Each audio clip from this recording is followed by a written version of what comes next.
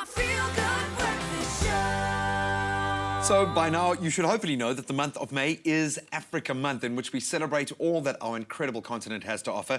And without a doubt, one of Africa's greatest treasures has to be our elephants. Now, with an estimated one elephant being poached every 15 minutes for its ivory, experts are saying that a lack of action could see the loss of wild elephants in Africa in less than a decade. Take a moment to take that on board. However, that being said, organizations like the David Sheldrick Wildlife Trust are on the front lines in the Tsavo National Park in Nairobi, doing everything that they can to protect these precious creatures. Take a look. It's spreading so fast. If we do not stop poaching now, it should be even less than 10 years, we won't be able to see these elephants alive. They will all be gone. You know, 20 years ago, I used to work right here in this park, and we were talking about the same things. And here we are 20 years later, and the problem is worse. The price of ivory has never been as high as it is today. It's worth more than gold. And that alone needs to send some alarm bells off.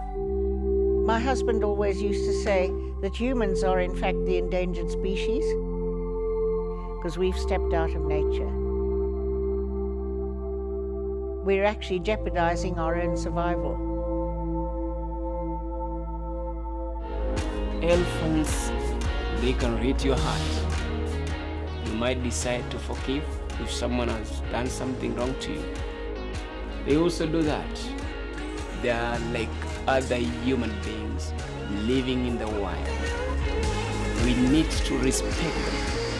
They deserve protection. They deserve a right to life.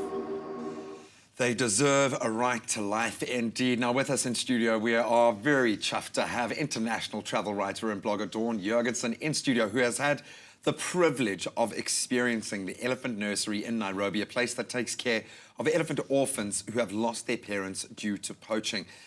Dawn, thank you so much for joining us. I know you have an incredibly busy life, but this just looks like the most amazing kind of work being done. Talk to me about the orphanage and what your experience was connecting with these incredible people and these incredible animals.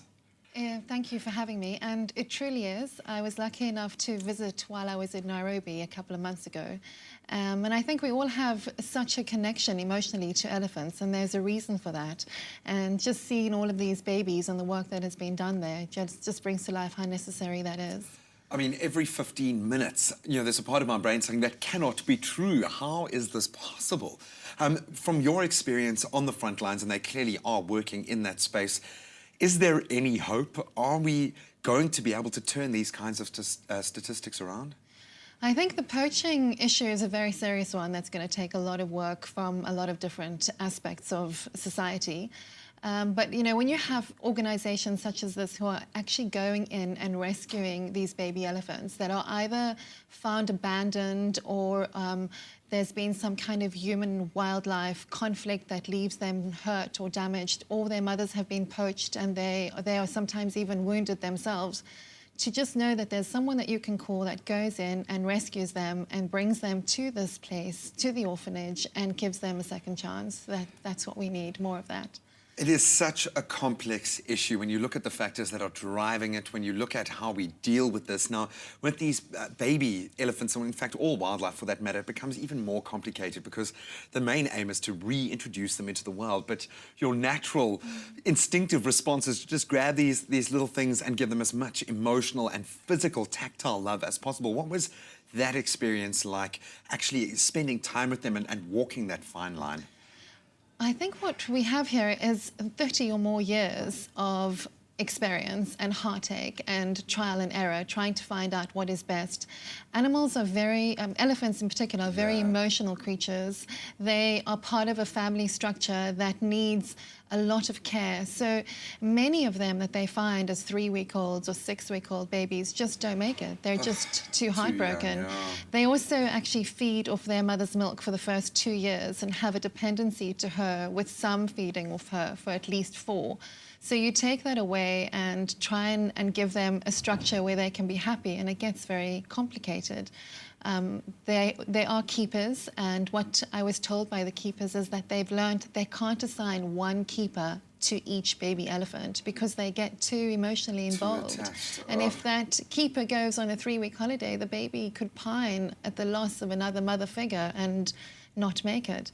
So these are all things that they're learning. Also, you know, finding the right formula for feeding them was something that took a lot of work by Daphne Sheldrick herself. They're mixing baby formula with coconut, and that seems to be working. But, you know, it's just, you go there and you instantly fall in love. I mean, what happens when you visit is you line up and they're in the wild, they're in a reserve all day, and they come in at 5 for feeding. And before that, their keepers actually put little Maasai blankets over them for the night. Come on. So you're standing and you don't interact or touch these animals. They are going to go into the That's wild, vitally so important, it's vitally yeah. important. But they come running in and you just see this sort of dust and this excitement, and they go and they feed, and then they get put into their little pens for the night. And the tiny baby ones actually have a keeper sleeping in the pen with them. They're never on their own. They are with company all the time, and they, you know, it's just, you just want to take them home, but you know that this is a much bigger problem and a bigger picture, and they're giving them a second chance, and they will eventually go back into the wild at their own pace. But I can see how much this has meant to you, and I'm sure you must have loved having the added gravitas to the kind of work that you do. You travel a lot, you get to experience a lot, not always with this depth of emotional experience tied into that. How did you find yourself there? How does a normal traveller get to experience this? I do, thank you. I love, I loved the travel, and I get to have wonderful experiences, but if there's a conservation or sustainability or environmental theme to it, then I'm at my happiest. The orphanage is actually very easy to visit. If you're in Nairobi, even if you're going on a safari in Kenya or have any such plans, you have to add this as a thing to do. There's visiting every morning, which you can go to.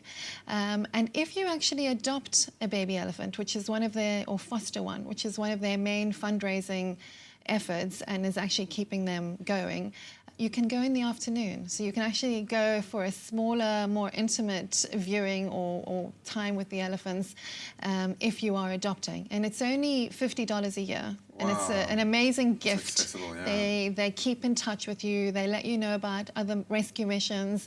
And more than that, they let you know when the babies go to the next phase, which is to go into the reserve and be integrated into one of the wild herds. And that process takes as long as they need, but about 10 years before they're ready to really be free. Oh, well, thank you so much. I think your energy or your passion for this is infectious, and I think, you know, for that more personalised experience, it's going to make it even more difficult to extricate yourself. But thank you so much. I know they are doing incredible work, and they are supported by Ivory, and you, as a normal citizen, can support, yes, through ecotourism. We know that is absolutely vital, but you can also get involved by making a pledge on ivory.org. That's ivory.org. Dawn, thank you so much for joining us. Thank you so much. And I've adopted a baby, and I recommend that everyone else does the same. Oh, man, heartbreaking stuff when we really do take it on board. But there are ways that you and I can support our continent and the efforts of people who are really trying to protect one of our most valuable resources, our elephants and our wildlife.